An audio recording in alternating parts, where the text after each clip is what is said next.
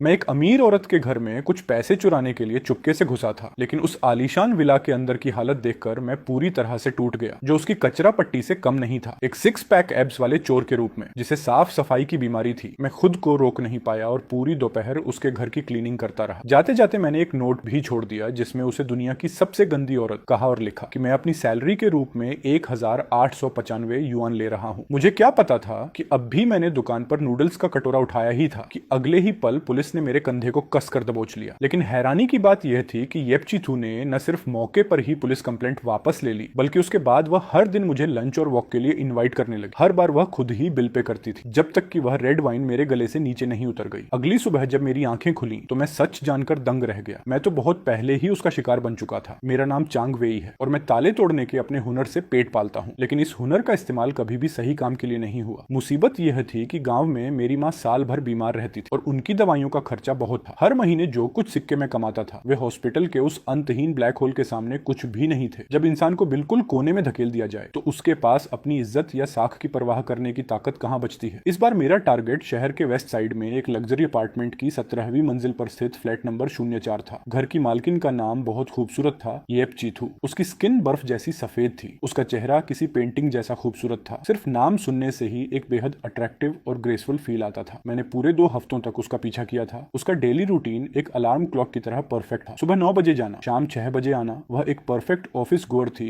जिसमें कोई कमी नहीं निकाली जा सकती थी। इस तरह के टारगेट पर हाथ साफ करने में रिस्क बहुत कम था और यह सचमुच मेरे लिए एक परफेक्ट मौका था। आज जाल फेंकने का सही टाइम था। मैंने अपार्टमेंट की लॉबी तक उसका पीछा किया। उस पतली और खूबसूरत पीठ को बेसमेंट गैरेज की तरफ मुड़ते हुए देखकर मैंने अपने मन में पूरे 10 मिनट गिने, ताकि यह पक्का हो सके कि वह वापस नहीं आएगी। इसके बाद मैंने अपनी कैप को नीचे खींचा और आराम से ऊपर चला गया। टूल्स को चुपचाप लॉक के अंदर डाला गया, कलाई को कुछ बार धीरे से घुमाया और एक क्लिक की आवाज के साथ दरवाजा आसानी से खुल गया। मैं अंदर सरक गया और हाथ से दरवाजा वापस बंद कर लिया। पूरा मूवमेंट पानी के बहाव की तरह स्मूथ था, लेकिन अगले ही सेकंड रात के बचे हुए खाने की खट्टी बदबू, बिना धुले गंदे कपड़ों की स्मेल और परफ्यूम की महक से मिक्स होकर एक अजीब सा मिक्स सेंट सीधे मेरे चेहरे पर आया। मैं एंट्रेंस पर ही जम गया। मुझे लगा कि मैं किसी गलत दरवाजे से एक कचरा डंपिंग ग्राउंड में आ गया हूँ। मैं जानता हूँ कि आजकल के यंगस्टर्स के घर थोड़े बिखरे होते हैं, लेकिन इस लेवल की गंदगी देखना मेरे लिए भी पहली बार था, जबकि मैं खुद को दुनिया का एक एक्सपीरियंस्ड बंदा मानता हूँ। सोफे पर कपड़ों का ढेर पहाड़ की तरह लगा हुआ था। यह पहचानना नामुमकिन था कि कौन सा साफ है और कौन सा बदबूदार है। टी टेबल पर लंच बॉक्स एक के ऊपर एक रखे थे और उनके अंदर अभी भी बचा हुआ खाना था। कुछ बॉक्स में तो फंगस भी लग चुकी थी। फ्लोर पर पैर रखने की भी जगह नहीं थी। कैंडी के रैपर्स, कॉस्मेटिक की बोतलें और एक्सप्रेस डिलीवरी के कार्टन चारों तरफ बिखरे पड़े थे। मुझे तो शक होने लगा कि क्या वह अपने घर में कभी जमीन पर चलती भी है या फिर वह हवा में उड़ती रहती है। शिट, क्या यह सच में उस येपचीथू नाम की परी का घर है? उसकी वह ग्रेस कहाँ गई? क्या वह इस घर के माहौल में गायब हो गई? मेरी प्रोफेशनल एथिक्स तुरंत फिजिकल डिस्कम्फर्ट की एक तेज लहर में डूब गई। मेरी रगों में बसी साफ सफाई की आदत इस हद तक गंदे एनवायरनमेंट को बर्दाश्त नहीं कर सकती थी। मेरे दिल में एक अनजानी आग भड़क उठी। इतना खूबसूरत घर जिसमें दोनों तरफ से अच्छी वेंटिलेशन थी और इंटीरियर भी इतना शानदार था, वह इसे पिगस्टी कैसे बना सकती है? ठीक है, तुम जीत गई। चोरी का काम अभी के लिए साइड में रखते हैं। अगर इस जगह को इंसानों के रहने लायक साफ नहीं किया गया तो चोरी करने के लिए पैर रखने की जगह भी नहीं मिलेगी। अगर यह बात बाहर फैल गई तो इस प्रोफेशन की सारी इज्जत मिट्टी में मिल जाएगी। अपने टूल बैग को दरवाजे के कोने में फेंक कर मैंने अपनी आस्तीनें चढ़ाई और काम पर लग गया। मैं शाम के 4:30 बजे तक लगातार मेहनत करता रहा। मैं चांग वेई, एक अच्छी पर्सनैलिटी वाला लड़का जो साल भर काम करके 6 पैक एब्स वाली बॉडी पा चुका है, एक मेल थीफ होकर भी येपचीथू के विला में पसीने से तरबतर होकर एक वॉलंटियर क्लीनर की तरह काम कर रहा था। कचरा साफ करना, टेबल पोंछना, पोछा लगाना और उन महंगे दिखने वाले कपड़ों को अलग अलग कैटेगराइज करना मेरा काम बन चुका था। किसे हैंगर में टांगना है और किसे वॉश करने के लिए अलग रखना है, सब मैंने किया। किचन के सिंक में बर्तन इतने दिनों से भीगे थे कि उनमें फंगस उगने वाली थी। बाथरूम में जाने पर वॉश बेसिन पर कॉस्मेटिक्स की बोतलें बिखरी पड़ी थी। मैं काम करते करते मन ही मन गालियां दे रहा था। यह काम 18 ताले तोड़ने से भी ज्यादा थका देने वाला था। जब मैंने आखिरी कचरे के बैग को बांधा तो खिड़की के बाहर अंधेरा छाने लगा था। अपने सामने चमचमाते लिविंग रूम को देखकर, जिसका फ्लोर इतना साफ था कि उसमें चेहरा देखा जा सकता था, मुझे राहत मिली। सब कुछ सलीके से अरेंज था और हवा में अब सिर्फ फ्लोर क्लीनर की लेमन फ्रेश खुशबू बची थी। मैंने एक गहरी सांस ली और मेरे अंदर अचीवमेंट की एक अजीब सी फीलिंग आई। ये सच में बहुत थका देने वाला था। मैं कुछ कीमती सामान ढूंढने के लिए उसके बेडरूम में गया। बेडसाइड टेबल के दराज में कुछ कैश और कुछ ज्वेलरी बिखरी पड़ी थी। काफी ढूंढने के बाद कैश ज्यादा नहीं मिला। टोटल 1895 युआन थे। हाथ में पैसे लेकर मेरे दिल को थोड़ा सुकून मिला। चलो ठीक है, इसे इस भाई की मजदूरी समझ लेते हैं। हालांकि ये पेमेंट मेरी मेहनत के मुकाबले बहुत कम थी। मैंने एक स्टिकी नोट ढूंढा और अपनी उस लिखावट में, जिसे मैं काफी स्टाइलिश समझता हूँ, एक मैसेज छोड़ छोड़ दिया। इतना खूबसूरत घर होने के बाद भी तुमने इसकी क्या हालत बना रखी है। मुझ जैसा चोर भी इसे देखकर बर्दाश्त नहीं कर पा रहा था। जैसे ही तुम ऑफिस गई मैंने सफाई शुरू कर दी। पूरा दिन लग गया इसे ठीक करने में। मैं सच में बहुत थक गया हूँ। दराज में रखे ये कुछ पैसे मेरी लेबर कॉस्ट। फ्यूचर में अगर सच में टाइम ना मिले तो एक पार्ट टाइम मेड हायर कर लेना। उस गुस्से और केयर से भरे नोट को टी टेबल पर पटक कर मैंने 1895 युआन अपनी जेब में डाले, अपना टूल बैग उठाया और अपनी थकी हुई बॉडी को लेकर उस बैटल ग्राउंड से बाहर निकल गया जहां मैंने पूरा दिन बिताया था। येपचीथू अपनी थकी हुई बॉडी के साथ घिसटते हुए अपने घर के दरवाजे के सामने पहुंची। आज ऑफिस का काम बहुत ज्यादा था और उसे लग रहा था कि उसकी सारी एनर्जी खत्म हो चुकी है। इस समय उसका एकमात्र थॉट अपनी हील्स को लात मारकर उतारना और उन सॉफ्ट कपड़ों के ढेर में खुद को डुबोकर सो जाना था। उसने लॉक में चाबी लगाई। एक हल्की सी टर्न के साथ क्लिक की आवाज आई। दरवाजा खुला, लेकिन रात के बचे खाने और परफ्यूम की वह जानी पहचानी मिक्स बदबू उसके चेहरे पर नहीं आई जैसा उसने सोचा था। इसके बजाय लेमन की एक हल्की और फ्रेश खुशबू हवा में तैर रही थी। येपचीथू के कदम हवा में ही रुक गए। क्या यह सच में मेरा घर है? उसे मानो करंट लगा हो। उसने जल्दी से अपने पैर पीछे खींचे और हैरान होकर रूम नंबर 1704 को देखा। कोई गलती नहीं थी, यह बिल्कुल मेरा ही घर था। उसने फिर से सावधानी से अपना आधा शरीर अंदर डाला और उसकी आंखें फटी की फटी रह गईं। वह फ्लोर जो पहले हर तरह के सामान से ढका रहता था अब आईने की तरह चमक रहा था। उसमें उसकी सरप्राइज्ड शक्ल साफ दिख रही थी। सोफे पर कपड़ों का पहाड़ गायब हो चुका था, जिसे सोफे का ओरिजिनल लग्जरी फैब्रिक दिखाई दे रहा था। टी टेबल को देखकर तो वह लगभग भूल ही गई थी। उसकी टेबल कांच की थी। वह किसी नई जगह आए मेहमान की तरह दबे पांव अंदर गई। उसे डर था कि कहीं वह इस साफ सुथरे माहौल को गंदा न कर दे। उसने धीमी आवाज में कहा, ओह माय गॉड। उसकी नजर में आने वाली हर चीज इतनी परफेक्टली अरेंज थी कि वह बेडरूम की तरफ भागी। उसका बेड जो हमेशा बिखरा रहता था अब बिल्कुल फ्लैट और साफ था। यहाँ तक कि ब्लैंकेट के कोने भी सलीके से मोड़े गए। उसकी उंगलियां कांपते हुए वार्डरोब के दरवाजे पर गईं। अंदर के कपड़े कलर और सीजन के हिसाब से परफेक्टली हैंग किए गए थे। यहाँ तक कि उसके कार्टून प्रिंट वाले अंडरवियर और लेसी लॉन्जरे भी बहुत करीने से फोल्ड करके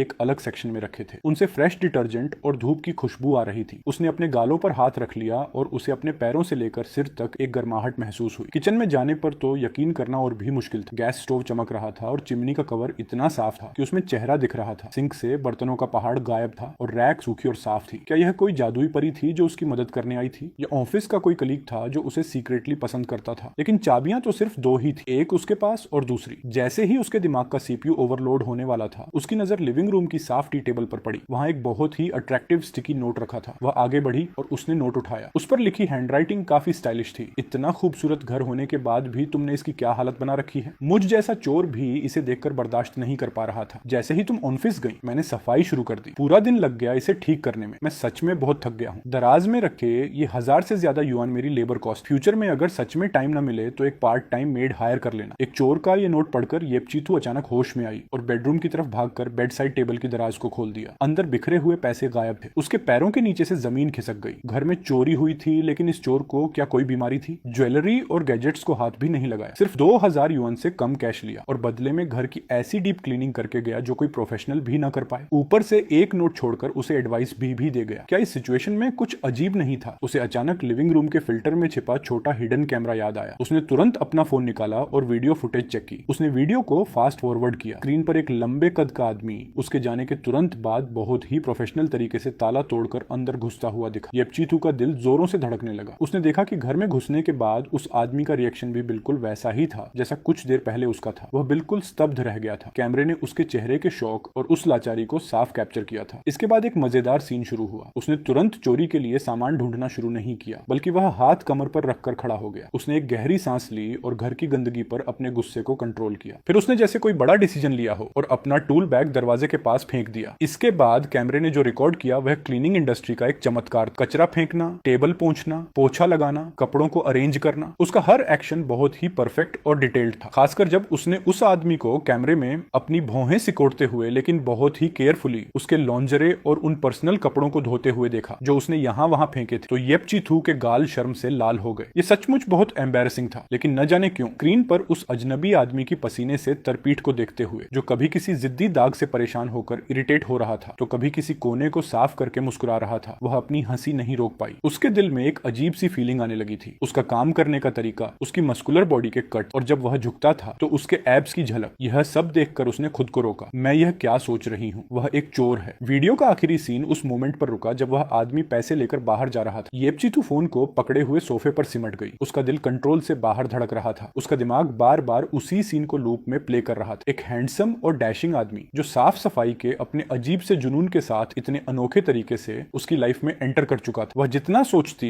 उसके गाल उतने ही गर्म होते जाते। उसने एक गहरी सांस ली और अपने दिल की धड़कन को शांत करने की कोशिश की। फिर उसने मन ही मन एक फैसला किया। उसकी उंगलियों ने फोन को अनलॉक किया और उसकी आवाज में घबराहट और एक्साइटमेंट थी। हेलो, क्या यह पुलिस स्टेशन है? मुझे एक केस रिपोर्ट करना है। मेरे घर में एक बहुत ही अजीब चोर आया था। येपचीतू के घर से निकलने के बाद सड़कों पर रात हो चुकी थी। मैं फूड स्ट्रीट की तरफ जा रहा था। जेब में 1000 से ज्यादा युआन थे, लेकिन मुझे अपनी जेब बहुत भारी लग रही थी। ये पैसों का वजन नहीं था, बल्कि मेरे दिल की बेचैनी थी। इस डील में मुझे सचमुच भारी नुकसान हुआ था। अगर यह बात मेरे प्रोफेशन के बाकी लोगों को पता चली तो वे हंसते हंसते पागल हो जाएंगे। वह इंसान जो फिजिकल और मेंटल दोनों तरह से पूरी तरह टूट चुका था, वह मैं था। और मेरा पेट भी भूख के मारे पीठ से सट गया था। गली के कोने पर चिरपरिचित ओल्ड चेन की नूडल शॉप देखकर मेरे दिमाग के सोचने से पहले ही मेरे पैर खुद ब खुद उस तरफ मुड़ गए। ओनर, एक बड़ा बाउल बीफ नूडल्स देना, एक्स्ट्रा एग भी डाल देना, मैंने उस ओनैली टेबल पर पैसे पटकते हुए कहा। मेरी आवाज से साफ पता चल रहा था कि पूरे दिन की क्लीनिंग के बाद मैं कितना थक चुका था। ओल्ड चेन ने मुस्कुराते हुए जवाब दिया, अभी लाया। लिटिल वेई, आज तुम बहुत थके हुए दिख रहे हो। मैंने बस सिर हिलाकर हामी भर दी। मैं एक खाली कोने में गया और चेयर पर बैठ गया। शॉप के अंदर से बोन ब्रोथ की तेज खुशबू आ रही थी और शहर की वह जानी पहचानी हलचल महसूस हो रही थी। इस माहौल ने मुझे थोड़ा रिलैक्स किया कि फाइनली मैं येपचीथू के घर के उस बैटल ग्राउंड से निकलकर रियल वर्ल्ड में वापस आ गया। गर्मा गर्म नूडल्स का बाउल बहुत जल्दी मेरे सामने आ गया। मैंने स्पून उठाया, नूडल्स को थोड़ा मिक्स किया और गर्म भाप को फूंक मारकर खाने ही वाला था। ठीक इसी समय पुलिस की यूनिफॉर्म पहने कुछ लोग अचानक अंदर घुस आए। कोई हिलेगा नहीं। पुलिस। मुझे संभलने का मौका भी नहीं मिला कि मेरे दोनों हाथों को झटके से पीछे खींच लिया गया। एक क्लिक की आवाज के साथ ठंडी हथकड़ी ने मेरी कलाइयों को जकड़ लिया। नूडल्स जो मेरे मुंह के पास थे वे सीधे बाउल में जा गिरे और सूप के कुछ ड्रॉप्स बाहर छिटक गए। शॉप में मौजूद सभी कस्टमर्स दंग रह गए और सबकी नजरें सीधे मुझ पर टिक गईं। मेरा दिमाग एक झटके में पूरी तरह ब्लैंक हो गया। इस प्रोफेशन में पकड़े जाना तो तय ही होता है। रात में जो ज्यादा घूमता है उसका सामना कभी न कभी भूत से होता ही है। लेकिन सब कुछ इतनी जल्दी कैसे हो गया? कैमरा, हाँ बिल्कुल पक्का कैमरा था। येपचीथू के घर में जरूर कोई हिडन कैमरा था। शिट, मैं बस सफाई करने में इतना बिजी हो गया कि अपने प्रोफेशन की सबसे इंपॉर्टेंट बेसिक गाइडलाइन ही भूल गया। एक यंग पुलिस ऑफिसर ने सीरियस होकर मुझसे पूछताछ की। चांग चांग वेई। मैंने अपना सिर नीचे झुका लिया और मेरा चेहरा शर्म से लाल हो गया। ये पकड़े जाने की शर्म नहीं थी, बल्कि इस तरह से अरेस्ट होने का तरीका मेरे लिए बहुत ज्यादा एम्बैरेसिंग था। क्या आज दोपहर आप ले कांगवेन अपार्टमेंट के रूम नंबर 1704 में घुसे थे? ऑफिसर ने आगे सवाल किया। हाँ, मैंने एक्सेप्ट कर लिया क्योंकि कैमरे ने सब कुछ साफ साफ रिकॉर्ड कर लिया होगा। जब सारे एविडेंस सामने हो तो झूठ बोलने का कोई फायदा नहीं था। इसीलिए चलो। दो पुलिस ऑफिसर्स मुझे शॉप से बाहर ले गए और पुलिस कार में बैठा दिया। कार की विंडो से मैंने देखा कि सड़क पर लोग मेरी तरफ इशारा कर रहे थे और ओल्ड चेन का चेहरा सरप्राइज और दुख से भरा हुआ था। सब खत्म हो गया। इस बार मैं सच में फंस गया। इलीगल एंट्री और चोरी। भले ही अमाउंट छोटा था, लेकिन यह मुझे जेल भेजने के लिए काफी था। मेरी बूढ़ी माँ अभी भी हॉस्पिटल में सर्जरी के पैसों का वेट कर रही थी। मैं सच में एक बेकार इंसान हूँ। इंट्रोगेशन रूम की तेज लाइट के नीचे बैठे हुए मैंने पूरी कहानी सच सच बता दी। एक भी वर्ड नहीं छुपाया। इसमें यह भी शामिल था कि मैंने लॉक कैसे तोड़ा, अंदर की सिचुएशन देखकर मैं कैसे हैरान रह गया और न जाने क्या सोचकर मैंने पूरे घर की डीप क्लीनिंग कर दी। फिर मैंने 1895 युआन को अपनी सर्विस फीस मानकर रख लिया और उसे गंदी औरत बोलते हुए एक नोट भी छोड़ दिया। केस हैंडल कर रहे पुलिस ऑफिसर ने जब यह सुना तो उनके चेहरे के एक्सप्रेशंस देखने लायक थे। वह साफ तौर पर हंसना चाहते थे, लेकिन अपनी हंसी रोकने की वजह से उनका चेहरा अजीब बन गया था। चांगवेई, आपने जो किया उसे चोरी के बीच में अपना माइंड चेंज करके सोशल सर्विस करना या दूसरों की हेल्प करना माना जाए क्या? मैंने रो उतरा चेहरा बनाकर जवाब दिया, सर मैं अपना क्राइम एक्सेप्ट करता हूँ। मेरे हाथ सच में रुक नहीं पाए जब मैंने इतनी गंदगी देखी। मैंने उन पैसों में से एक कॉइन भी टच नहीं किया है। वे अभी भी मेरी पॉकेट में है। मैं सब वापस करने के लिए तैयार हूँ। अब जो भी पनिशमेंट देंगे मुझे मंजूर है। सारी फॉर्मेलिटीज पूरी होने के बाद मुझे लॉकअप में शिफ्ट कर दिया गया। मैं उस हार्ड बेड पर लेटा हुआ आंखें फाड़े सीलिंग को देख रहा था और मेरे दिल में अजीब अजीब थॉट्स आ रहे थे। अगली सुबह जब मैं लेटा हुआ अपनी लाइफ के बारे में सोच रहा था तब ड्यूटी ऑफिसर वहां आया। चांगवेई, जरा बाहर आओ। मुझे लगा कि शायद फिर से पूछताछ के लिए बुलाया गया है। मैं उदास मन से सिर झुकाए उसके पीछे चल पड़ा, लेकिन किसे पता था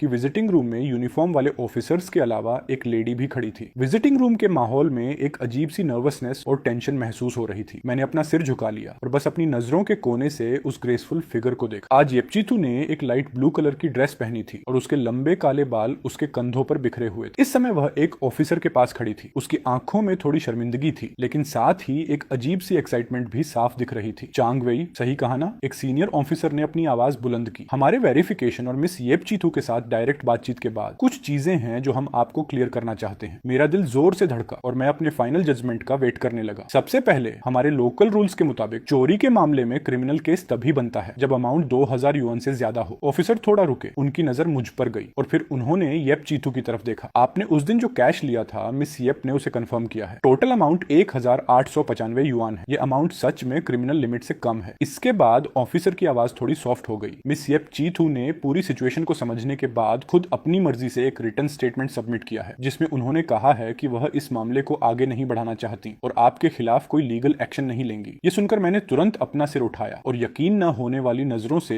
येप चीथू को देखा। उसने भी उसी पल चुपके से मेरी तरफ देखा। हमारी नजरें बीच में ही मिल गईं और वह एक छोटे हिरण की तरह डर कर तुरंत अपनी नजरें दूसरी तरफ घुमा गई। सबसे अजीब बात यह थी कि उसके गोरे गालों पर एक साफ दिखने वाली लाली छा गई थी। मैंने येप चीथू के घर का ताला तोड़ा था और उसके 1000 से ज्यादा युआन ले लिए थे। उसने न सिर्फ कोई एक्शन नहीं लिया बल्कि उल्टा कंप्लेंट भी वापस ले ली। फाइनली ऑफिसर ने अपना गला साफ किया और अपने चेहरे को सीरियस बनाए रखने की कोशिश की। आपका यह एक्शन भले ही इलीगल ट्रेसपॉसिंग और चोरी की इंटेंशन के अंडर आता है, लेकिन इस केस की सिचुएशन सच में बहुत अजीब और स्पेशल है। सब कुछ ध्यान में रखते हुए, क्योंकि ये आपका फर्स्ट ऑफेंस है, आपका बिहेवियर भी काफी हेल्पफुल रहा है और अमाउंट भी क्रिमिनल लिमिट से कम है। ऊपर से विक्टिम ने आपको पूरी तरह माफ कर दिया है। हमारी टीम ने डिस्कशन के बाद इस मामले में अपना फाइनल डिसीजन लिया है। आपको सभी क्रिमिनल चार्जेस से फ्री किया जाता है। कोई क्रिमिनल केस नहीं, मैं बिल्कुल सेफ था। ये सरप्राइजिंग खुशी इतनी बड़ी थी कि सीधे मेरे सिर पर आ गिरी और मेरा सिर चकराने लगा। लेकिन तभी ऑफिसर की आवाज का टोन अचानक बदल गया। कानून बिल्कुल भी कोई मजाक नहीं है। किसी दूसरे के घर में इलीगल एंट्री करना अपने आप में ही कानून का एक साफ उल्लंघन है। आपके इस एक्शन के स्पेशल कैरेक्टर और सोशल ऑनर्डर पर पड़ने वाले इसके इम्पैक्ट को देखते हुए हमने फाइनली आपको पनिशमेंट देने का डिसीजन लिया है। आपको 15 दिनों के लिए एडमिनिस्ट्रेटिव कस्टडी में भेजा जाता है। साथ ही जरूरी लीगल एजुकेशन भी दी जाएगी। उम्मीद है कि आप अपनी गलती पर गहराई से सोचेंगे। इसके बाद अपना सिर ऊंचा करके एक सही रास्ते पर चलकर अपनी लाइफ जी। जेल जाने की उस बड़ी सजा के मुकाबले जो मेरे सिर पर मंडरा रही थी, ये 15 दिनों की कस्टडी तो ऐसी थी जैसे किसी डेथ पेनल्टी को सीधे सबसे लाइट पनिशमेंट में बदल दिया गया हो। ये इतनी हल्की थी कि मैं खुशी के मारे हवा में उड़ने लगा था। मुझे यह मंजूर है, मैं अपनी गलती पर जरूर गहराई से सोचूंगा। गवर्नमेंट का थैंक यू, ऑफिसर्स का थैंक यू। मैंने लगातार अपना सिर हिलाते हुए कहा। मेरे दिल पर जो एक बहुत बड़ा पत्थर रखा था वह फाइनली सेफली नीचे उतर चुका था। सारी फॉर्मेलिटीज पूरी होने के बाद मैं कस्टडी रूम में अपनी हाजिरी लगाने के लिए ड्यूटी ऑफिसर के पीछे पीछे चल पड़ा। जिस मोमेंट मैं येप चीथू के पास से गुजरा, मैं खुद को रोक नहीं पाया और मेरे कदम वहीं रुक गए। मैंने अपनी उलझनों से भरी नजरों से उसकी तरफ देखा। वह मिस येप, आपका बहुत बहुत थैंक यू। मैंने किसी तरह ये एक लाइन बोली। मुझे सच में समझ नहीं आ रहा था कि इस सिचुएशन में उसके सामने कैसा चेहरा बनाकर खड़ा हो। इस विक्टिम के साथ चोरी करने के लिए इलीगल एंट्री करने के बाद एंड में मुझे क्रिमिनल चार्जेस से फ्री होने का लेटर मिल गया था और साथ ही 15 दिनों का एक वेकेशन पैकेज भी गिफ्ट में मिला था, जिसमें रहना खाना फ्री था और साथ में लीगल एजुकेशन भी थी। मेरा यह एक्सपीरियंस सच में दुनिया में सबसे यूनिक था। येप चीथू ने अपना चेहरा उठाया। उसके गालों की लाली अभी तक पूरी तरह गायब नहीं हुई थी। उसने जल्दी से अपनी आवाज धीमी करते हुए कहा, एक्चुअली मुझे आपका थैंक यू कहना चाहिए मेरे घर को इतनी अच्छी तरह साफ करने के लिए। इससे पहले मेरा घर कभी भी इतना सलीके से अरेंज नहीं रहा था। उसकी आवाज धीरे धीरे और धीमी होती गई, जैसे कोई फुसफुसाहट हो। पास खड़े ड्यूटी ऑफिसर ने सिचुएशन को संभालते हुए खांसने की एक्टिंग की। मैं जल्दी से ऑफिसर के पीछे चल पड़ा। मेरे दिल के अंदर जैसे सारे मसालों के डिब्बे एक साथ खुल गए थे, जिसमें नमकीन, मीठा, खट्टा और कड़वा सब कुछ मिक्स हो गया था। इस लेडी के दिमाग का स्ट्रक्चर आखिर किस तरह का बना हुआ है। कस्टडी रूम में वे 15 दिन धीरे धीरे बीत गए। हर दिन लीगल एजुकेशन की पढ़ाई करने के अलावा बाकी का सारा टाइम मैं अपनी लाइफ के बारे में सोचने में बिताता था। मैंने अब पूरी तरह से मन बना लिया था। इस तरह के गलत कामों को मैं अब कभी हाथ भी नहीं लगाऊंगा। इस बार तो किस्मत अच्छी थी जो बच गया। अगली बार सिचुएशन क्या होगी यह कोई नहीं बता सकता। भले ही हॉस्पिटल में एडमिट मेरी बूढ़ी माँ के लिए ही सही, मुझे जीने के लिए एक रिस्पेक्टेबल और अच्छी जॉब ढूंढनी ही होगी। जब मैं जेल के मेन गेट से बाहर निकला तो बाहर की धूप आंखों को चौंधिया रही थी। मैंने फ्रीडम की उस ताजी हवा में एक गहरी सांस ली और अपनी लाइफ का एक नया चैप्टर शुरू करने के लिए तैयार हो गया। लेकिन किसे पता था कि जैसे ही मैं सड़क के कोने पर पहुंचा, एक चमचमाती व्हाइट पोर्श कार धीरे से आकर मेरे ठीक पास रुक गई। कार की विंडो का ग्लास धीरे धीरे नीचे हुआ और अंदर से येप चीथू का अट्रैक्टिव और फ्रेश चेहरा दिखाई दिया। चांगवेई, तुम बाहर आ गए। मैं वहीं पर जम गया। मेरे दिमाग में खतरे का अलार्म जोरों से बजने लगा। ये लड़की अब क्या नया ड्रामा कर रही है? मिस येप, आपको मुझसे कोई काम है क्या? ये केस तो ऑलरेडी क्लोज हो चुका है ना? वह अब मुझसे क्यों मिलना चाहती है? येप चीथू ने अपने नीचे के होंठ को दांतों से दबाया, जैसे उसने कोई बहुत बड़ा डिसीजन लिया हो। वह, तुम्हारी फ्रीडम को सेलिब्रेट करने के लिए मैं तुम्हें लंच पर इन्वाइट करना चाहती हूँ। इसे बस एक थैंक यू समझ लो। पिछली बार तुमने मेरे घर को साफ करने में जो मेहनत की थी उसके लिए। मेरी आंखें फटी की फटी रह गईं। मुझे शक हुआ कि कहीं मेरे कानों में तो कोई प्रॉब्लम नहीं है। एक विक्टिम खुद चोर को पार्टी के लिए इन्वाइट कर रही थी और रीजन ये था कि चोर ने उसके घर में इलीगल एंट्री करके वहां की सफाई की थी। वह मिस येप, मुझे लगता है कि यह ठीक नहीं है। पास्ट में मैंने जो किया, अरे छोड़ो भी, पास्ट की बातें अब भूल जाओ। कंप्लेंट वापस लेने का लेटर तो मैं पहले ही दे चुकी हूँ। तुम बस यह बताओ कि तुम मेरी बात मान रहे हो या नहीं। उसका बात करने का तरीका थोड़ा जिद्दी और क्यूट था, लेकिन उसकी आंखों में एक अजीब सा वेटिंग पीरियड था और साथ ही भी एक ऐसा कॉन्फिडेंस था जिसे कोई भी रिफ्यूज नहीं कर सकता था। उसके इस अंदाज को देखकर मैं जैसे अपना होश खो बैठा। न जाने क्या सोचकर मैंने अपना सिर हाँ में हिला दिया। ठीक है फिर।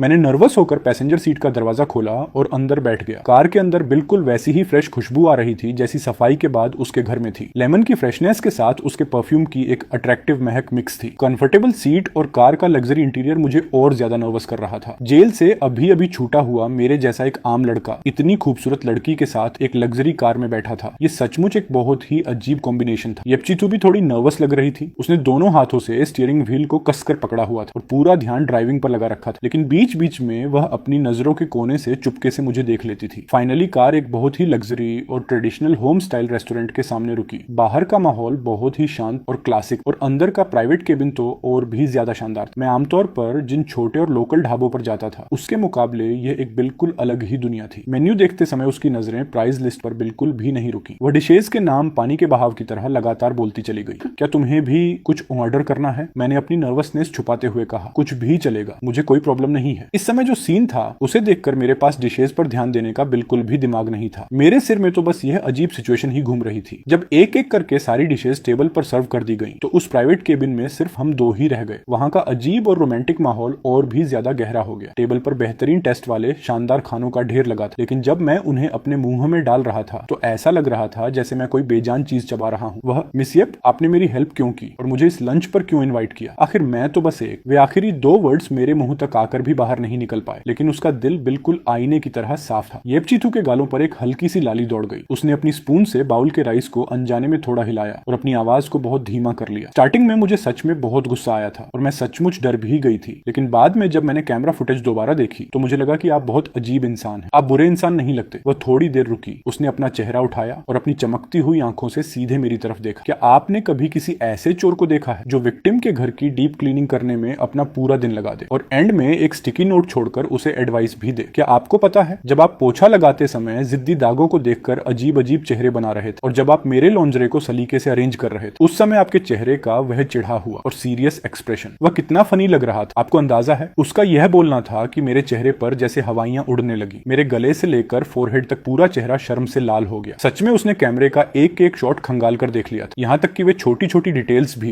ये तो सच में बहुत ज्यादा एम्बैरसिंग था। वह तो बस मेरी ओसीडी की बीमारी अचानक बढ़ गई थी इसलिए ऐसा हुआ। मैंने अपनी तरफ से बहाना बनाने की कोशिश की, लेकिन येपचीतू ने अचानक एक बहुत ही प्यारी स्माइल दी। मुझे पता था, इसीलिए मुझे आप बहुत स्पेशल लगे। उसने मेरी प्लेट में थोड़ी और डिश सर्व। अब उसका बात करने का टोन पहले से काफी रिलैक्स हो चुका था। वैसे देखा जाए तो मुझे आपका थैंक यू कहना चाहिए। उस दिन जब मैं घर आई और दरवाजा खोला तो वह साफ सफाई देखकर मुझे बहुत अच्छा लगा। इसके अलावा मैंने चुपके से थोड़ी इन्फॉर्मेशन भी कलेक्ट की, जिससे मुझे पता चला कि आपकी माँ हॉस्पिटल में एडमिट और आपको पैसों की बहुत जरूरत है। ये सुनते ही मेरा दिल धक से रह गया। मैंने अलर्ट होकर उसकी तरफ देखा। आपने मेरे बारे में इन्फॉर्मेशन निकाली? मैं? आप ज्यादा मत सोचिए, मेरा कोई गलत मोटिव नहीं था। मैं बस आपकी हेल्प करना चाहती थी। आपकी माँ के हॉस्पिटल का बिल मैंने ऑलरेडी एडवांस में पे कर दिया है। आपको फिलहाल इस बात की टेंशन लेने की बिल्कुल जरूरत नहीं है। क्या हॉस्पिटल का बिल उसने मेरी जगह पे कर दिया था? ये बात मेरे कानों में किसी बम की तरह फटी। मेरा दिमाग पूरी तरह ब्लैंक हो गया। नहीं, ये पॉसिबल नहीं है। मैं ये पैसे एक्सेप्ट नहीं कर सकता। हमारा कोई ऐसा रिलेशन नहीं है, ऊपर से मैं तो एक। मैंने बिना सोचे समझे तुरंत अपनी बात रखी। येपचीतू ने मेरी बात बीच में ही काट दी। वह थोड़ा आगे झुकी और मेरे करीब आ गई। उसके परफ्यूम की खुशबू के साथ उसकी गर्म सांसें मेरे गालों को छूने लगी। उसकी आवाज में एक अजीब सा अट्रैक्शन और अपनापन था। मैंने कहा ना कि मैंने ये पैसे आपको उधार दिए हैं, फ्री में नहीं दिए हैं। अगर आपके दिल में कोई हिचकिचाहट है तो आप इसे धीरे धीरे चुका सकते हैं। मैं इसे कैसे चुकाऊंगा? मैंने नेचुरल तरीके से कहना चाहा कि मेरे पास तो कोई ढंग की जॉब भी नहीं है, लेकिन जैसे ही मैंने अपनी आंखें उठाई मेरी नजरें उसके बिल्कुल करीब आ चुकी आंखों से मिल गईं। उसकी उन पानी जैसी साफ आंखों में इस समय मेरी बेबसी साफ दिखाई दे रही थी। इसका सॉल्यूशन बहुत सिंपल है। आप मेरे लोन को चुकाने के लिए मेरे घर की सफाई करना कंटिन्यू रख सकते हैं। आपके काम करने की स्किल को मैंने बार बार देखा है और मैं उससे बेहद सेटिस्फाइड हूँ। एक बार की सफाई का मैं आपको 1000 युआन क्रेडिट दूंगी। ऐसा क्या? एक बार के 1000 युआन? ये प्राइस तो मार्केट रेट से बहुत ज्यादा था। ऊपर से मेरे घर की सफाई करना जैसे वर्ड्स जब उसके खूबसूरत होठों से निकल रहे थे और जिस तरह का अट्रैक्शन उसकी आंखों में था, उसे इस बात का पूरा मतलब ही बदल चुका था। ऐसा लग रहा था जैसे वह सिर्फ किसी नॉर्मल काम की बात नहीं कर रही थी। मेरे सीने में दिल अब बिना कंट्रोल के जोरों से धड़कने लगा था और मैं अपनी अपनी लार निगलने पर मजबूर हो गया। उस शांत केबिन के माहौल में जैसे एक अजीब सा करंट दौड़ रहा था और रूम का टेम्परेचर भी कुछ डिग्री बढ़ गया था। अब आपका एक्चुअली क्या मोटिव है? वह चेयर पर पीछे की तरफ झुक गई। उसने हाथ में पकड़े रेड वाइन के ग्लास को धीरे से घुमाया। इसका सीधा सा मतलब वही है जो मैंने कहा, लोन चुकाना। लेकिन उसकी नजरें अभी भी मुझ पर टिकी हुई थी। उस अजीब से लंच के बाद से मेरे और येप चीथू के बीच जैसे एक बहुत ही अजीब सा कनेक्शन बन गया था। हर 3-4 दिन में उसका मैसेज बिल्कुल राइट टाइम पर आ जाता था। मैसेज का कंटेंट हमेशा एक जैसा होता था, लेकिन उसका टोन बहुत ही जिद्दी होता था। चांग वेई घर फिर से गंदा हो गया है, जल्दी आकर साफ करो। मैसेज के एंड में हमेशा 1000 युआन का पेमेंट ट्रांसफर अटैच रहता था। हर बार मैं खुद को यही समझाता था, यह तो बस लोन चुकाने का एक तरीका है और यह एक पूरी तरह से लीगल काम है। लेकिन हर बार जब मैं चाबी से रूम नंबर 1704 का दरवाजा खोलता था और उस घर को देखता था, जो भले ही पहली बार जितना डरावना नहीं था लेकिन फिर भी काफी बिखरा हुआ होता था, तो मेरे दिल में एक अजीब सी बेचैनी होने लगती थी। आखिर इस घर में मेरा स्टेटस क्या था? एक पर्सनल क्लीनर या उसकी किसी अजीब पसंद का कोई खिलौना? जब मैं सफाई करता था तो येप चीथू कभी घर पर होती थी और कभी नहीं, लेकिन जब भी वह घर पर होती थी वह सोफे पर आराम से सिमट कर बैठ जाती थी, अपने लैपटॉप पर ऑफिस का काम करती थी या फिर कोई मूवी देखती थी। हर थोड़ी देर में उसकी नजरें स्क्रीन से हट जाती थीं और सीधे मुझ पर टिक जाती थीं। वह लुक ऐसा नहीं था जैसे कोई बॉस काम की चेकिंग कर रहा हो, बल्कि ऐसा था जैसे वह मुझे एंजॉय कर रही हो, मुझे निहार रही हो। उसकी उस नजर की वजह से मेरे रोंगटे खड़े हो जाते थे, यहाँ तक कि मेरे पोछा लगाने के मूवमेंट्स भी थोड़े अजीब और अनकंफर्टेबल हो जाते थे। एक बार जब मैं किचन में गैस स्टोव पर जमे एक बहुत ही जिद्दी उनेल के दाग से फाइट कर रहा था, वह अपने सॉफ्ट स्लीपर्स पहनकर मेरे पास आई। क्या तुम्हें सिर्फ साफ सफाई करना ही आता है? मुझे भूख लगी है। डिब्बा बंद रेडी टू ईट फूड खाकर मैं पूरी तरह बोर हो चुकी हूँ। मैंने अपनी पलकें उठाने की जहमत भी नहीं उठाई। मैंने थोड़ा रूखेपन से जवाब दिया, अगर डिब्बा बंद खाना पसंद नहीं है तो खुद कुकिंग करना सीख लो, मुझे कुकिंग करना नहीं आता। उसकी आवाज में एक अजीब सा प्यारा और नखरे वाला टोन मिक्स था। तुम जिस तरह परफेक्टली काम करते हो उसे देखकर लगता है कि तुम्हारी कुकिंग भी खराब नहीं होगी, जरा अपना हुनर दिखाओ। पता नहीं उसके उस चैलेंजिंग अंदाज की वजह से या फिर मेरे अंदर खुद को प्रूफ करने की कोई दबी हुई इच्छा थी, न जाने क्या सोचकर मैंने हाथ का क्लीनिंग क्लॉथ नीचे फेंक दिया, हाथ धोए और उसके फ्रिज का दरवाजा खोल दिया। अंदर कुकिंग की सारी चीजें काफी अच्छी मात्रा में अवेलेबल, शायद रिसेंटली ही खरीदी गई थी। क्या खाना है? मैंने एप्रन बांधते हुए बहुत ही रफ टोन में पूछा। तुम्हारी मर्जी, तुम जो भी बनाओगे मैं खा लूंगी। उसी दिन मैंने फ्रिज में रखे सामान से एक सिंपल सा लंच तैयार किया, जिसमें 3 डिशेज और एक सूप था, स्वीट एंड सोर boneless rib, steamed fish, garlic broccoli और एक टोमेटो एग सूप। ये सब बहुत ही नॉर्मल होम स्टाइल डिशेज थी, लेकिन मसालों का बैलेंस मैंने बिल्कुल परफेक्ट रखा था। जब खाना टेबल पर सर्व हुआ और येपचीथू ने उस रिब्स का पहला बाइट लिया तो उसकी आंखें खुशी से बंद हो गईं। चांग वेई, ये तो बहुत टेस्टी है। वह बिना अपनी इमेज की परवाह किए बहुत तेजी से खाने लगी और मुंह में खाना भरे हुए ही तारीफ करने लगी। ये तो 5 स्टार होटल के शेफ से भी ज्यादा अच्छा है। तुम्हारी कुकिंग स्किल्स सच में नेक्स्ट लेवल है। उसे इतने मजे से खाते हुए देखकर मेरे दिल की हिचकिचाहट न जाने कैसे थोड़ी कम हो गई, यहाँ तक कि मुझे अंदर ही अंदर अचीवमेंट की एक बहुत ही अच्छी फीलिंग आई। उस दिन के लंच के बाद से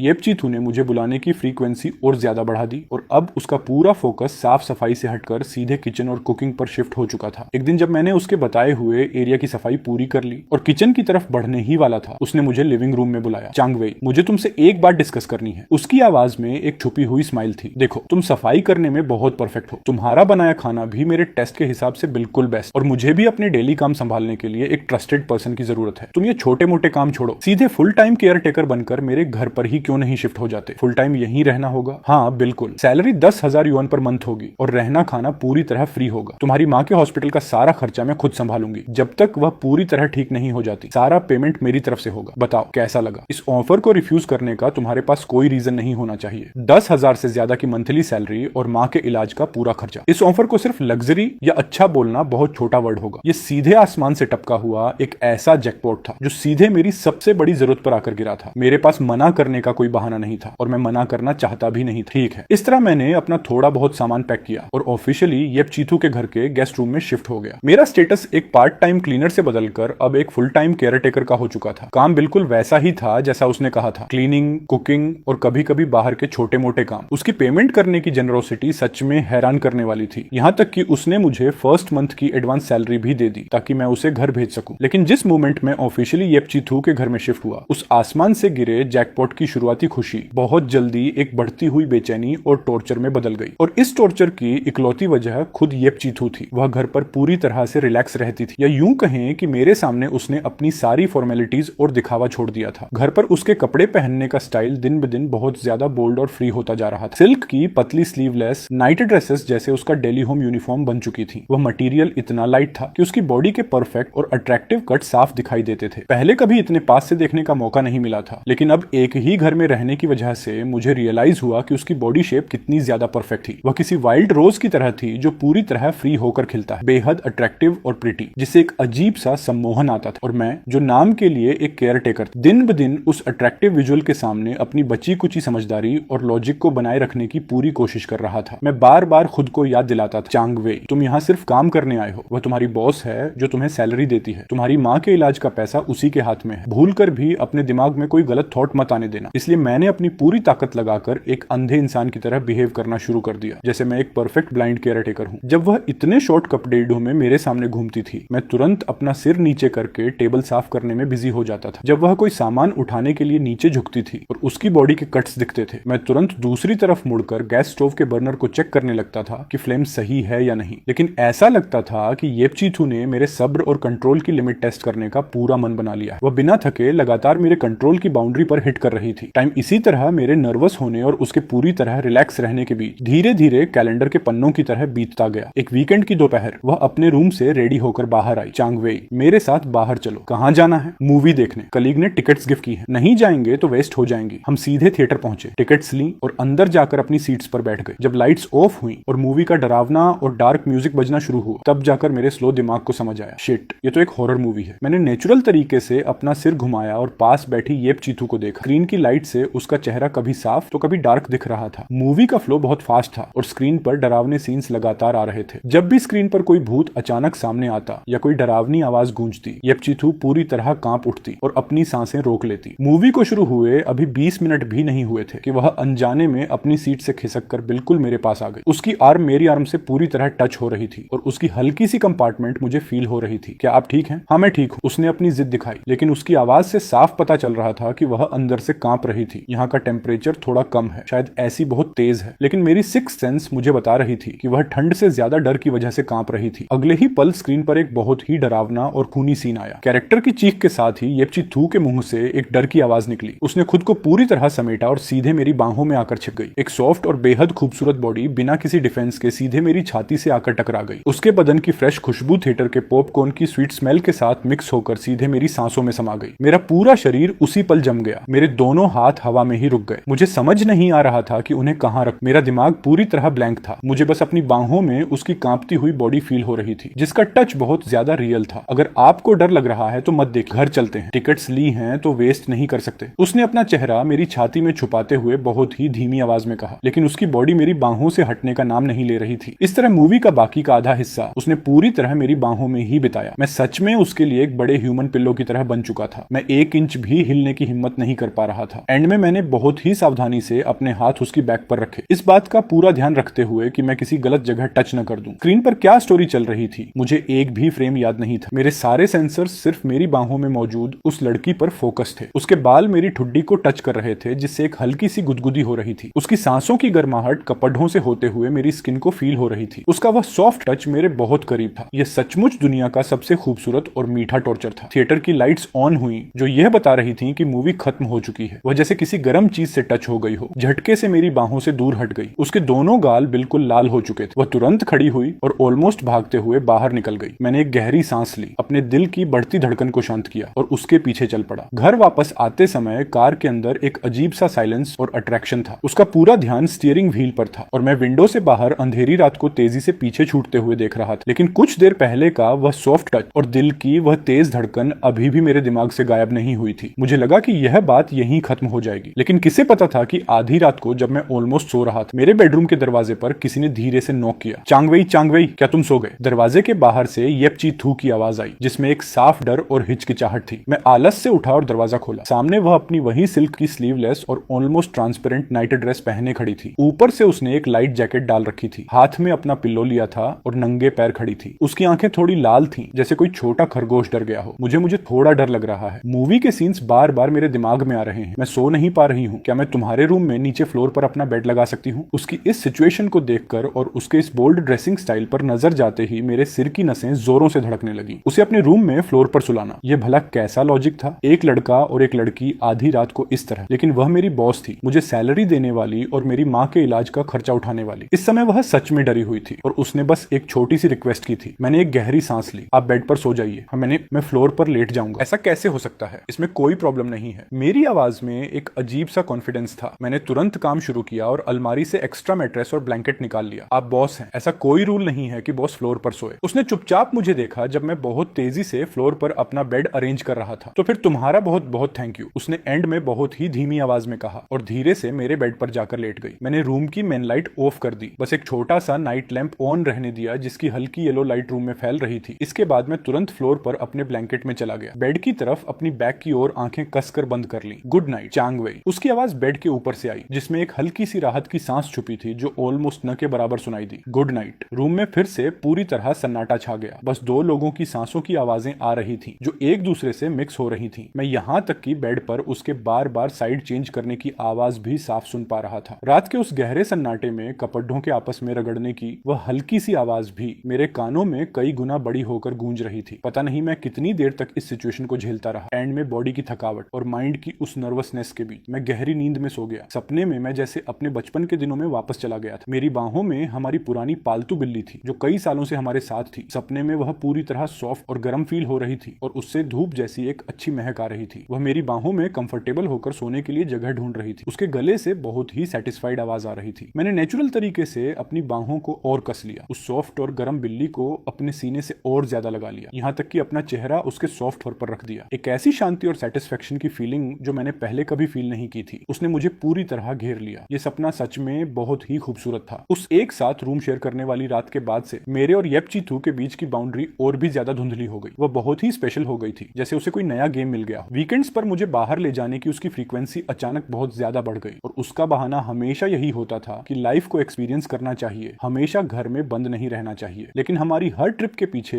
एक अजीब सा अट्रैक्शन और रोमांस साफ महसूस होता था। जब हम किसी आर्ट एग्जीबिशन में जाते थे, वह एक बहुत ही फिटिंग वाली ड्रेस पहनती थी। जब मैं नीचे झुककर किसी पेंटिंग के नोट को ध्यान से पढ़ रहा होता था, वह भी बिल्कुल परफेक्टली मेरे क्लोज आकर नीचे झुक जाती थी। जब हम नए खुले लग्जरी स्टोर्स पर जाते थे, जब वह ऐसी ड्रेसेस ट्राई करती थी जिनकी प्राइस देखकर होश उड़ जाए, वह हमेशा अपनी ड्रेस का एक कोना उठाती थी। चांग वेई, क्या यह मुझ पर अच्छी लग रही है? इन लगातार होने वाली डेट्स और एक ही घर में रहने की वजह से उसके बारे में मेरी समझ अब सिर्फ ऊपर ऊपर की नहीं रह गई थी। जब उसका मूड अच्छा होता था, वह बातों बातों में अपनी लाइफ के बारे में कुछ चीजें शेयर करती थी। मुझे धीरे धीरे समझ आने लगा कि उसका बैकग्राउंड क्या था। वह एक परफेक्ट रिच फैमिली की बेटी थी। उसके फादर ने स्टार्टिंग के सालों में एक बहुत बड़ी कंपनी खड़ी की थी। उनकी फैमिली का स्टेटस बहुत हाई था, लेकिन किस्मत का खेल देखिए, कुछ साल पहले उसके फादर को एक क्रिटिकल इलनेस हो गई। अपनी लाइफ के आखिरी मोमेंट्स में न जाने क्या सोचकर उन्होंने कंपनी के सारे मेजर शेयर्स बेच दिए और पीछे इतनी बड़ी प्रॉपर्टी छोड़ गए जो उन दोनों माँ बेटी की पूरी लाइफ के लिए काफी थी। इस बड़े सदमे की वजह से उसकी माँ अब ऑलमोस्ट पूरे साल बाहर ही ट्रैवल करती रहती थी ताकि अपना मन बहला सके। वह घर बहुत कम आती थी। येपची तो खुद भी इन दिखावे वाली लग्जरी पार्टीज और हाई सोसाइटी के सोशल सर्कल से पूरी तरह बोर हो चुकी थी। वह इससे नफरत करती थी।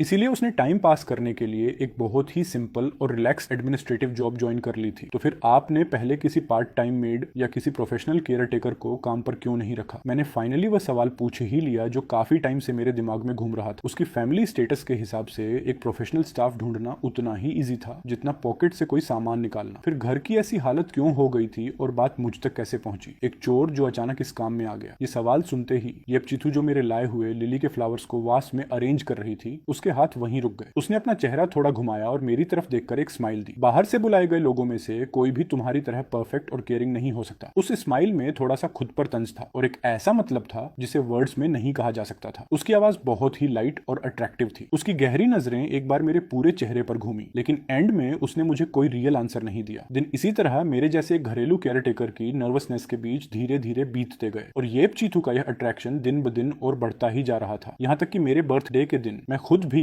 इस बात को ऑलमोस्ट भूल ही चुका था। सुबह सुबह मुझे माँ का एक विशिंग मैसेज मिला। मेरे दिल में थोड़ा सा इमोशनल फील आ ही रहा था कि तभी येपचीथू बहुत ही सीक्रेट तरीके से मेरे पास आई। चांग वेई, आज वेदर बहुत अच्छा है, घर में बंद मत रहो, मेरे साथ वॉक पर चलो। मेरे मुंह से आधा वर्ड भी नहीं निकला था कि उसने मुझे झटके से दरवाजे से बाहर खींच लिया। ये वक्त सुबह की पहली धूप से शुरू होकर शाम ढलने तक चलती रही। ऐसा लग रहा था जैसे उसने पहले से ही एक परफेक्ट शेड्यूल प्लान कर रखा था। टाइमिंग बहुत ही टाइट थी, लेकिन हर जगह उसकी केयर साफ दिख रही थी। जैसे वह मुझे उस टेक एग्जीबिशन में ले गई जिसके बारे में मैं हमेशा सोचता था, लेकिन टिकट के पैसों की वजह से कभी नहीं गया। फिर हम रूफटॉप पर बने एक घूमते हुए रेस्टोरेंट में गए, जहां हमने एक बहुत ही लग्जरी और शानदार लंच एंजॉय किया। दोपहर में वह मुझे जबरदस्ती उस गेमिंग जोन में ले गई जिसका क्रेज मुझे बचपन में सबसे ज्यादा था। गन पकड़कर मशरूम्स पर निशाना लगाते समय उसका वह नर्वस अंदाज बहुत ही क्यूट लग रहा था। मॉल्स वाले गेम में भी वह बिना किसी रिदम के बस हैमर चला रही थी, लेकिन हंसते समय वह दुनिया में सबसे ज्यादा खुश और फ्री दिख रही थी, बिल्कुल एक हाई स्कूल की स्टूडेंट की तरह जो क्लास बंक करके घूमने आई हो। शाम होते होते मेरे दोनों हाथों में बहुत सारे बड़े बड़े शॉपिंग बैग्स आ चुके थे, जिनमें से ऑलमोस्ट 90% सामान उसकी खुद की शॉपिंग का था। मेरे दोनों पैर इतने थक चुके थे जैसे वे मेरे खुद के न हो। तुम क्या खाना चाहते हो? रेस्टोरेंट तुम चुनो, पेमेंट मेरी तरफ से होगी। शहर की जलती हुई लाइट्स को अपने सामने देखते हुए थकावट के साथ साथ मेरे दिल में एक अजीब सी इच्छा जागी, क्यों ना आज रात घर चलकर खाएं, मैं तुम्हारे लिए कुकिंग करूंगा। येपचीथू थोड़ी देर के लिए हैरान रह गई और अगले ही पल उसकी आंखें खुशी से बंद हो गईं। ठीक है, फिर घर चलकर ही खाते हैं। हम पास के एक सुपरमार्केट से कुकिंग का सामान ले लेते हैं। हम पास के ही एक स्टोर में चले गए। वह शॉपिंग कार्ट को इस तरह पुश कर रही थी जैसे कोई छोटा बच्चा दुनिया की हर चीज को लेकर एक्साइटेड हो। उसे जो भी इंग्रेडिएंट इंटरेस्टिंग लगता वह उसे कार्ट में डाल देती। क्या तुम्हें यह बनाना आता है? और वह भी, मुझे तुम्हारी सिग्नेचर डिश खानी है। हम सामान से भरे भारी बैग्स लेकर वापस रूम नंबर 1704 में आ गए। किचन में मैंने एप्रन बांधा और सीधे स्टोव के पास काम में बिजी हो गया। आज उसने अपना वह रूल तोड़ दिया और सोफे पर बैठने के बजाय किचन में एक हाई चेयर ले आई। वह किचन के काउंटर के पास बैठ गई, दोनों हाथों से अपना चेहरा संभाला और चुपचाप मुझे देखने लगी। सब्जियां धोना, मीट काटना, कुकिंग करना और मसाले चेक करना, मैंने अपना पूरा ध्यान किचन पर लगा दिया। उसके कानों में सिर्फ चॉपिंग बोर्ड पर चाकू चलने की परफेक्ट आवाज और पैन में ओनेल के गर्म होने की आवाज आ रही थी, और कभी कभी मेरी आवाज आती थी कि प्लीज मुझे नीचे से वो प्लेट दे दो या थोड़ा सा धनिया पकड़ा दो। इस मोमेंट पर वह एक एक्टिव हेल्पर की तरह मेरे छोटे मोटे काम संभाल रही थी। रूम में येलो लाइट की गर्माहट फैली थी और पूरा घर एक बेहद कंफर्टेबल और शांत माहौल से भर गया था, जैसा पहले कभी नहीं हुआ था। जब एंड में सूप भी बनकर रेडी हो गया तो टेबल पर 8-9 डिशेज सज चुकी थी, जो दिखने और खुशबू में लाजवाब। येपचीथू न जाने कहां से रेड वाइन की एक बोतल ले आई, जो दिखने में काफी महंगी लग रही थी। उसने बहुत ही प्रोफेशनल तरीके से बोतल ओपन की और वाइन को ग्लास में निकाला। उसने मुस्कुराते हुए मेरे लिए वाइन सर्व और फिर अपना ग्लास भी फुल कर लिया। हमारे शेफ साहब के लिए बहुत बहुत थैंक यू। इतने सारे खाने और सामने बैठी उसकी प्यारी स्माइल को देखकर मेरे दिल का एक कोना जैसे पिघल कर पूरी तरह सॉफ्ट हो गया। फैमिली के साथ खाने का यह टेस्ट मैंने बहुत लंबे समय से फील नहीं किया था, लेकिन जैसे ही मैंने स्पून उठाया और इस स्पेशल बर्थडे लंच को एंजॉय करने वाला था, येपचीथू ने धीरे से अपना हाथ मेरी कलाई पर रख दिया। उसकी आंखों में एक शरारती चमक और बहुत सारी एक्साइटमेंट थी। अभी सबसे इंपॉर्टेंट पार्ट बाकी है, बर्थडे गिफ्ट। मैं हैरान रह गया, क्या अब तक का यह सारा अरेंजमेंट काफी नहीं था? उसने मुझे जवाब दिया। वह सीधे खड़ी हुई, मुझे लिविंग रूम में ले गई और सोफे पर बैठा दिया। तुम यहाँ बैठो और अपनी आंखें बंद कर लो, चुपके से देखने की बिल्कुल कोशिश मत करना। उसकी आवाज में एक प्यारा सा ऑर्डर था जिसमें मना करने का कोई चांस नहीं था। मैंने चुपचाप अपनी आंखें बंद कर ली। मेरे अंदर एक एक्साइटमेंट भी थी और हंसी भी आ रही थी। मुझे समझ नहीं आ रहा था कि यह रिच गर्ल अब क्या नया सस्पेंस क्रिएट करने वाली है। मेरे कानों में उसके बेडरूम की तरफ जाते कदमों की आवाज आई और अगले ही पल दरवाजा बंद होने की हल्की सी आवाज आई। टाइम धीरे धीरे बीत रहा था और लिविंग रूम में इतना सन्नाटा था कि मुझे अपने दिल की धड़कन साफ सुनाई दे रही थी। वह आखिर अंदर क्या कर रही थी? जब मुझसे और कंट्रोल नहीं हुआ और मैं चुपके से आंखें खोलने ही वाला था, तभी ज्वेलरी के आपस में टकराने की एक हल्की सी खनक सुनाई दी, जिसके साथ एक बहुत ही लाइट और फ्रेश खुशबू हवा में फैल गई। ये महक उसके डेली परफ्यूम से बिल्कुल अलग थी। अब तुम अपनी आंखें खोल सकते हो, उसकी आवाज आई, जिसमें एक छुपी हुई नर्वसनेस और शर्म साफ महसूस हो रही थी। मैंने धीरे धीरे अपनी आंखें खोली और उसी पल मेरी सांसें थम गई। मेरे दिल ने जैसे एक धड़कन मिस कर दी हो। लिविंग रूम की उस सॉफ्ट लाइट के नीचे येपचीथू बिल्कुल शांत खड़ी थी। उसने एक बेहद ही खूबसूरत और ट्रेडिशनल हानफू ड्रेस पहन रखी थी। नीले समंदर के रंग का वह सिल्क का लहंगा और चोली सचमुच टॉप क्वालिटी के थे। उस पर कमल के फूलों के धागों से बहुत ही बारीक और शानदार एम्ब्रॉयडरी की गई थी। उसकी डीली और लंबी आस्तीनें हवा में तैर रही थी और ड्रेस का निचला हिस्सा पानी के बहाव की तरह फ्लोर को टच कर रहा था। उसके घने काले बालों को एक बहुत ही क्लासिक और ग्रेसफुल स्टाइल में ऊपर बांधा गया था। बालों की कुछ लटें उसके गालों पर बिखरी हुई थी, जो उसकी बर्फ जैसी सफेद स्किन और पेंटिंग जैसे खूबसूरत चेहरे को और भी ज्यादा अट्रैक्टिव बना रही थी। आम दिनों में वह कभी बेहद अट्रैक्टिव तो कभी बहुत ही सिंपल और प्यारी लगती थी, लेकिन इस समय वह किसी पुरानी पेंटिंग से बाहर आई एक अप्सरा जैसी लग रही थी, बेहद ग्रेसफुल और एलिगेंट, जैसे वह इस दुनिया की हो ही नहीं। मुझे इस तरह खोया हुआ देखकर उसने अपने होठों को भींचा और एक प्यारी सी स्माइल दी, जिससे उसके गालों पर हल्के डिंपल्स उभर आए। चांगवे, हैप्पी बर्थडे। मैं तुम्हारे लिए एक डांस परफॉर्म करना चाहती हूँ, इसे मेरा बर्थडे गिफ्ट समझो। अपनी बात खत्म करते ही उसने मुझे रिएक्ट करने का मौका भी नहीं दिया। उसने धीरे से अपना सिर झुकाया, हाथ ऊपर उठाए और एक बहुत ही क्लासिक पोज ले लिया। बैकग्राउंड में एक पुराना म्यूजिक धीरे धीरे बजने लगा और उसकी बॉडी उस रिदम के साथ बहुत ही ग्रेसफुली मूव करने लगी। उसकी लंबी आस्तीनें हवा में ऐसे तैर रही थीं जैसे पानी का बहाव हो, बिल्कुल किसी धुंध या कोहरे की तरह। उसकी ड्रेस का घेरा किसी जन्नत के सीन जैसा लग रहा था। उसके डांस मूव्स बहुत ज्यादा परफेक्ट नहीं थे, यहाँ तक कि कुछ टर्न्स पर वह थोड़ी सी नर्वस भी दिख रही थी, लेकिन उसका वह पूरा फोकस, जिसमें कोई दिखावा नहीं था, और उसका अपना सब कुछ इस डांस में लगा देना। इसके साथ ही उसकी चमकती आंखों में छिपा हुआ वह गहरा प्यार किसी किसी भी प्रोफेशनल डांसर के परफेक्ट मूव से कहीं ज्यादा पावरफुल और इम्प्रेसिव था। जब वह राउंड घूमती थी तो उसके काले बाल और उसकी ड्रेस का घेरा एक साथ हवा में लहराते थे, जैसे चांदनी रात में कोई नीला कमल खिल गया हो। वह इतनी खूबसूरत लग रही थी कि जब उसने मुड़कर मेरी तरफ देखा तो उसकी आंखों में एक अजीब सी हिचकिचाहट और बहुत सारे जज्बात थे। उसकी आंखों में आसमान के सारे तारे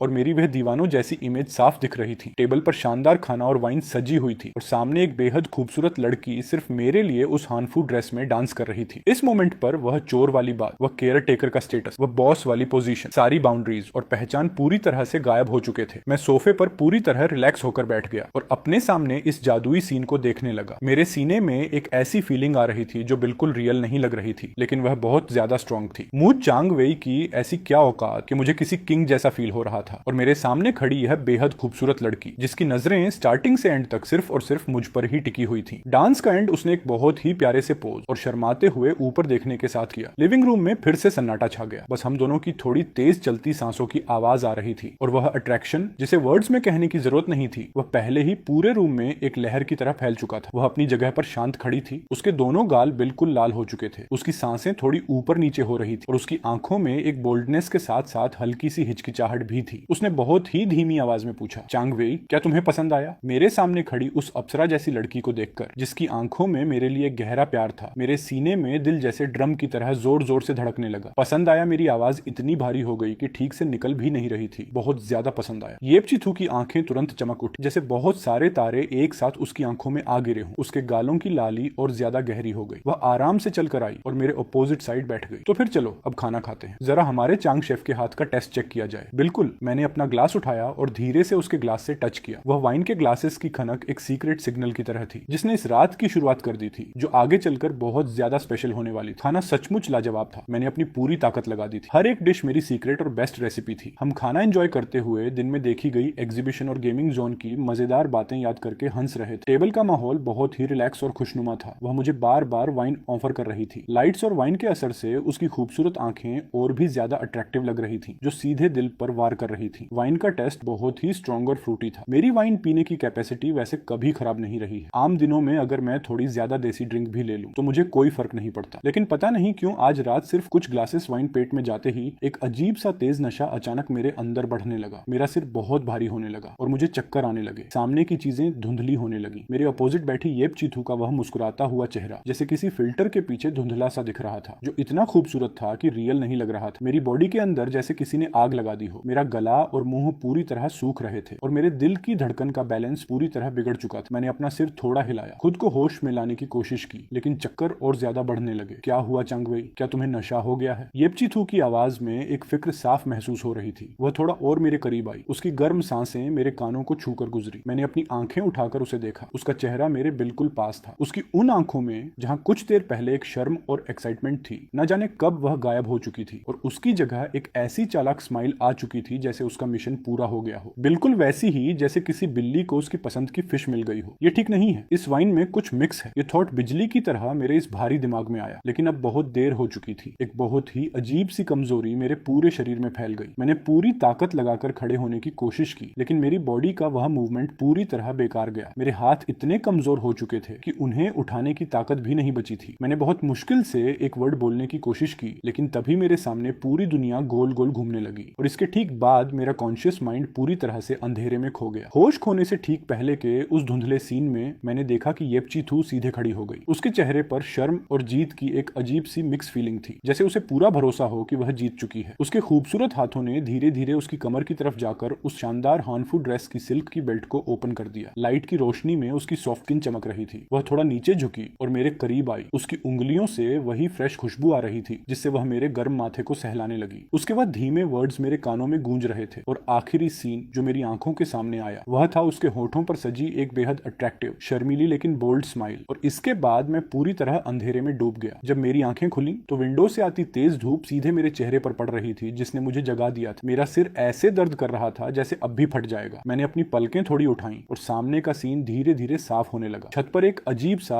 आलीशान झूमर लगा था और नीचे का बेड और ब्लैंकेट बहुत ज्यादा सॉफ्ट है। ये वह गेस्ट रूम नहीं था जहां मैं सोता था। अचानक मुझे कुछ रियलाइज हुआ और मैंने झटके से अपना सिर घुमाया। येपचिथू बिल्कुल मेरे पास सो रही थी। उसकी गहरी नींद चल रही थी। उसके लंबे काले बाल पिल्लों पर पूरी तरह बिखरे हुए थे। उसकी लंबी पलकें पूरी तरह शांत थी और जो ब्लैंकेट था वह न जाने कब खिसक कर उसकी कमर तक जा चुका था, जिससे उसके परफेक्ट शोल्डर्स और कॉलर बोन साफ दिख रहे थे और वहां कोई कपड़ा नहीं था। मेरा दिमाग एक तेज धमाके के साथ ब्लैंक हो गया, पूरी बॉडी जम गई और यहाँ तक कि मेरी सांसें भी रुक गईं। कल रात की वे टूटी फूटी यादें मेरे दिमाग में तेजी से वापस आने लगी। वह खूबसूरत डांस, वह अजीब सा नशा, वह ड्रेस की बेल्ट का ओपन होना और उस अंधेरी रात में हमारे बीच का वह सब कुछ। ठीक उसी मोमेंट मेरे पास सो रही उस लड़की ने एक हल्की सी आवाज की और धीरे धीरे अपनी आंखें खोली। उसकी नजरें सीधे मेरी उस हैरान और डरी हुई आंखों से मिली। वह पहले तो थोड़ी देर के लिए हैरान रह गई और फिर अगले ही पल उसके दोनों गालों पर एक गहरी लाली छा गई। उसने तुरंत ब्लैंकेट को ऊपर खींचा और अपने चेहरे को छुपा लिया। बस उसकी वे चमकती हुई आंखें बाहर दिख रही थी। उधर मत देखो, मुझे मत देखो। उसकी उन नजरों में एक शर्म थी, एक नर्वसनेस थी और साथ ही एक छुपी हुई चालाकी भी थी जिसे पहचानना मुश्किल नहीं था। चांगवे, अब तुम मुझसे बचकर कहीं नहीं भाग सकते। जिस दिन तुमने मेरे घर की सफाई की थी उसी दिन मैंने डिसाइड कर लिया था कि तुम्हें लाइफ टाइम इसके लिए रिस्पॉन्सिबल बनाना है। अब हम एक परफेक्ट फैमिली बनने वाले हैं। कहानी खत्म।